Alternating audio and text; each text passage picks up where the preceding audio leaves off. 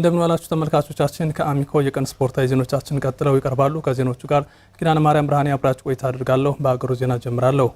በባህር ዳር ከተማ በድብልቅ ማርሻል አርት ስፖርት እየሰለጠኑ የሚገኙ ስፖርተኞች በሂደት ተዘውታሪነቱ ስፖርቱ እየጨመረ መምጣቱን ተናገሩ። ወደፊት በሀገር አቀፍ ደረጃ በሚደረጉ ውድድሮች ለመሳተፍም አቅደው እየሰሩ እንደሆነ አመላክተዋል። አንተነህ ተስፋዬ ተጨማሪው እንደሚከተለው ያቀርበዋል።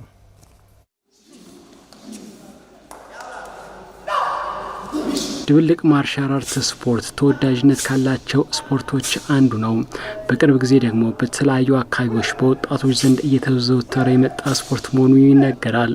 በባህር ዳር ከተማ ይህን ስፖርት የሚያዘወትሩ ወጣቶች ቁጥርም እየጨመረ ነው። ስፖርቱን ማዘውተርና መሰልጠን የራስን ጤና ከመጠበቅና ብቁ ዜጋ ከመሆን ባለፈ በኢኮኖሚ ተጠቃሚ የሚያደርግ ስፖርት ነው። ድብልቅ ማርሻል አርት የሚሰለጥኑ ሰልጣኞችም ስለ ጠቀሜታው ይናገራሉ። አሁን ፉል ፊዚካልህ ሜንታልህንም ጨምሮ 90% ሜንታሊ ነው። ይሄ ኪክ ቦክስ 90%ቱ አምሮህን ነው የምትጠቀመው። ፊዚካል 10% ነው። ስልጠና ከጀመሩ 3ኛ ወሬን ይዣለሁ። እንዲሁም አማራ ክልልን ወክዬ መወዳደር ፈልጋለሁ። ስፖርቱ በጣም ተወዳጅና ሰዎች ላይ ጥሩ የሆነ በኢኮኖሚም ሆነ በአንዳንድ ነገሮች የተሻለ ነው። ማስተዋል እንዲኖረን፣ ለሰዎች ጥሩ የሆነ አመለካከት እንዲኖረን፣ የተሻለ ንቁ የሆነ ማህበረሰብ እንድንፈጠር ያግዛል። ራሴንም በቃ ከተለያየ ከሱስ ነገሮች ነፃ አድርጎ እዚህ ስፖርት መድረክ ላይ አሳትፎኛል። አሁንም አለውበትና እኔ እዚህ አርት ላይ በመገኘት ደስ ብሎኛል። በባህር ዳር ከተማ ስፖርቱን ለማሳደግ ስልጠናዎችን እየሰጡ የሚገኙ አሰልጣኞችን በበኩላቸው ስፖርቱ በወጣቶች እየተዘወተረ እንደመጣም ይገልጻሉ። ስፖርቱ በእርግጥ ወደኛ አካባቢ አዲስ ነው። አዲስ እንደመሆኑ አንጻር ግን አሪፍ ላይ ነው ያለ ነው። አብዛኛው ሰው ስፖርቱን አያውቀውም። ግን አሁን ላይ ግን እውቅና እየፈጠርን ወጣቱንም በደንብ እያነቃቃንና ስፖርቱ እንዲታወቅ እያደረግን ነው። ሰልጣኞች በበኩላቸው የክረምቱን ወራት ምክንያት በማድረግ ወጣቶች ይህን ስልጠና ቢወስዱ ተጠቃሚ እንደሚሆኑም አመልክተዋል። ኖርማል ሰውነታችን ጤናችን አንዳንድ ራሳችንን ከመከላከል አልፎ ለሀገራችንም ሆነ በዓለም አቀፍ ውድድር አድርገን ራስን ራሱ በኢኮኖሚ ከፍ የምናደርግበት ማርሻል አርት ነው። ስለዚህ የትኛውም ሴቶችም ወንዶችም ወጣቶች ይህን ስፖርት እኛ ጋር እንድትቀላቀሉ ላለሁ አሪፍ ነው፣ በጣም ቆንጆ ነው። ስለዚህ ወጣቶችን ማበረታታት የምፈልገው ነገር መጣችሁ እዩት፣ ሞክሩት። አሰልጣኞችም ባለድርሻ አካላት ስፖርቱን ለማሳደግ የተለያዩ ድጋፎችን እንዲያደርጉላቸው ጠይቀዋል። ገዛ ለምሳሌ እንደዚህ ስልጠና ቦታዎች ላይ እየተገኙ ማበረታታት እንዲሁም ደግሞ ከስፖንሰሮችንም በነሱ በኩል የሚያግዙን መንገድ ማመቻቸት ቦታዎች ጋር እንደዚህ የተሻሉ ቦታዎች ላይ የሚያግዙን መንገድ እነሱ ጋር ፈቃደኛ ሆነን እነሱ ፈቃደኛ ሆነን በማማከር የምንሰራቸው ስራዎች ይኖራሉ። በኢትዮጵያ ክለቦች ሻምፒዮና የአማራ ክልል ክለቦች ወደ አንደኛ ሊግ ማደግ አልቻሉም። በክለቦች ሻምፒዮና ከተሳተፉ 44 ክለቦች መካከል 4ቱ የአማራ ክልል ቢሆኑም ሁሉም ወደ አንደኛ ሊግ ሳይገቡ ቀርተዋል። ከተሳተፉት 4 የክልሉ ክለቦች 3ቱ በጥሎ ማለፉ ሲሰናበቱ አንዱ በምድብ ጨዋታ ቀድሞ ነበር ከውድድር ውጭ ሆነው። ትናንት የተሻለው ወደ አንደኛ ሊግ የመግባት እድል የነበረው ሸዋሮቢት ከተማ በሶማሌ ፖሊስ 2-1 ተሸንፏል። ውጤቱን ተከትሎም ሸዋሮቢት ወደ አንደኛ ሊጉ የማደግ እቅዱ ሳይሳካ ቀርቷል።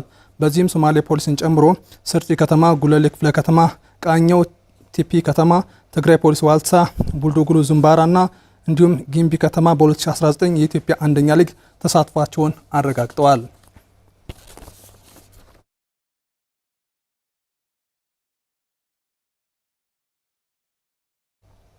ሁሉንም የስፖርት ፌዴሬሽኖች እኩል በማየት በሀገር አቀፍና በዓለም አቀፍ ደረጃ ተወዳዳሪ የሆኑ ስፖርተኞችን ለማፍራት እንደሚሰራ የአማራ ክልል ባህል ቱሪዝምና ስፖርት ቢሮ አስታወቀ። ቢሮው ለቀጣይ 4 ዓመታት የስፖርት ፌዴሬሽኖች ለሚመሩት ኃላፊዎችም ግንዛቤ ማስጨበጫ መድረክ አካሂዷል። ተጨማሪ አለን። በቅርቡ በአማራ ክልል የሚገኙ የስፖርት ፌዴሬሽን አመራሮችን በአዲስ መልኩ የማዋቀር ስራ ተሰርቷል። ይህን ተከትሎም የክልሉ ባህል ቱሪዝምና ስፖርት ቢሮ ለእነዚሁ አዲስ ለተደራጁ የስፖርት ፌዴሬሽንና ማህበራት ስራ አስፈጻሚዎች የግንዛቤ ማስጨበጫ መድረክ በባህር ዳር አዘጋጅቷል። የአማራ ክልል ባህል ቱሪዝምና ስፖርት ቢሮ ኃላፊ አቶ መልካሙ ጸጋይም የመድረኩን አስፈላጊነት በመክፈቻ ንግግራቸው አሰምተዋል። ይህ መድረክ እንግዲህ እንደ አጠቃላይ ቢሮአችን ከማህበራቱ ጋር ከፌዴሬሽኖቹ ጋር ተዋውቆ በቀጣይ ደግሞ በቅንጅት የምንሰራቸውን ስራዎች ለይተን ወደ ስራ መግባት ይኖርብናል። አቶ መልካሙ ጨምሮ አዳዲስ ስራ አስፈጻሚዎች በክልሉ ብቁ ስፖርተኞችን የማፍራት ትልቅ ኃላፊነት እንዳለባቸው ጠቁመዋል።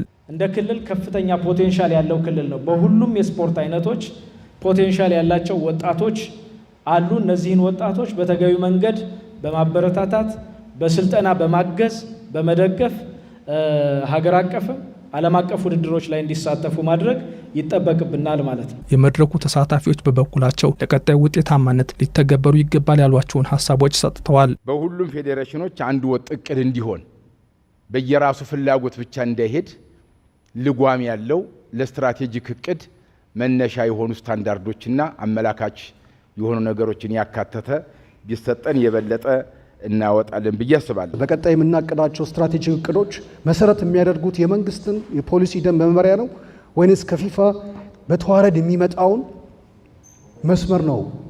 የዛን ፖሊሲ ደንብ ስትራቴጂ አካሄድ መሰረት አድርገን ነው ስትራቴጂክ እቅድ የምናቀደው። ይሄ ክልል በስፓሪንግ ብቻ እየሰራ ውድድር ሳያካሄድ ሄዶ ጥሩ ውጤት እያመጣ ነው። ይሄ የሚያሳየን ከውድድር በላይ ትኩረት ማድረግ ያለብን ለስልጠና ነው የሚለውን ነው የሚያመለክተን። ከዚህ ቀደም የነበርን የቢሮውና የፌዴሬሽኖች ግንኙነት በውድድር ጊዜ ብቻ ነው የነበረው።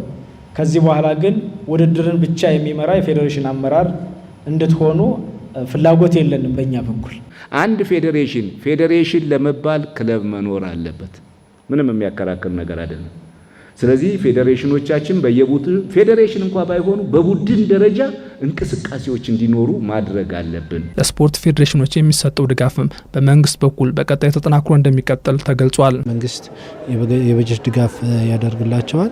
የስፖርት ማዘውተሪያ ቦታዎችን በማመቻቸት መንግስት አሁንም አብሯቸው ከጎናቸው ይሰራል። እነዚህ አደረጃጀቶች ራሳቸው ተቋም እንዲሆኑ የራሳቸው የስልጠና ጊዜ እንዲኖራቸው፣ የራሳቸው የውድድር ጊዜ እንዲኖራቸው፣ በእነዚህ ጊዜዎች ደግሞ ራሳቸውን ችለው እንዲያወዳድሩ እና የተሻለ ሀገርን የሚወክል ኤሊት ስፖርተኞች በየፌዴሬሽኑ እንዲወጡ እንፈልጋለን። በሁሉም ዘርፎች በሀገር አቀፍና በዓለም አቀፍ ውድድሮች መሳተፍ አሸናፊ መሆን እንፈልጋለን።